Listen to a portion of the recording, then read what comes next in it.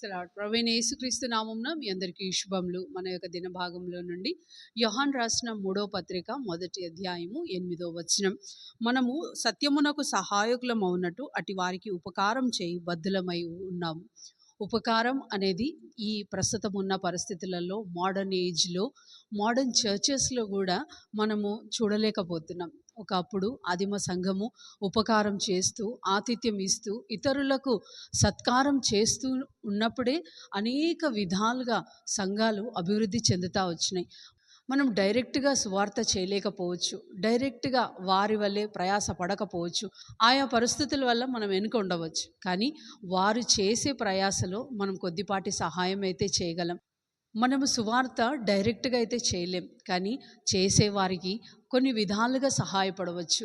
వారు దారెంబటి వెళ్తూ ఉంటే వారికి మనం ఇంట్లో పిలిచి వారికి ఆతిథ్యం ఇవ్వవచ్చు. ఒకనాడు ప్రభు వారి శిష్యులకు చెబుతూ, ఆశీర్వదింపబడిన వారులారా ఇటు రండి. వారు ఎవరు అని అంటే, వారు ఆకలి కొన్న వారికి ఆహారం ఇచ్చిన వారు, దాహం కొన్న వారికి దాహం ఇచ్చిన వారు, దిగంబరులైన వారికి వస్త్రాలు ఇచ్చిన వారు, రోగి అయిన వారిని దర్శించిన వారు, చెరసాలలో ఉన్న వారిని వారు చూడవచ్చితిరి అని చెప్పిన వారే.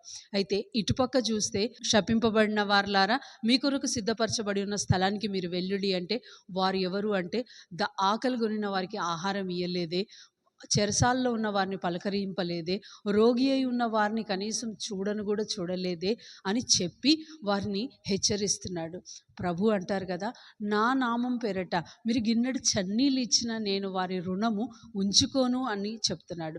కనుక మనం కూడా ఆదిమ సంఘంలో ఉన్న స్త్రీలు, ఆదిమ సంఘంలో ఉన్న గొప్ప ధనవంతులు ఏ విధంగా అయితే సువార్త పరిచర్య చేయి వారిని చేర్చుకునేవారు, ప్రేమతో వారి ఇంట్లో ఆతిథ్యం ఇచ్చేవారు, వారికి ప్రతి విధమైన సత్కారం చేసేవారు, మనం కూడా వారి యొక్క సువార్తలు, వారి యొక్క ప్రయాసలు పాల్పంపులు కలిగిన వారంగా ఉందాం. రండి ప్రార్థన చేసుకుందాం. ఒకవేళ ఈ రోజంతట్లో ప్రభు ఏదైనా తరుణం ఇస్తే మనం తప్పక ఆ తరుణాన్ని తీర్చుకుందాం. ప్రియమైన తండ్రి, యేసు ప్రభు ఘనమైన నామంలో దేవా, మీరు మాకు ఇచ్చిన గొప్ప మాదిరికే మీకు వందనాలు.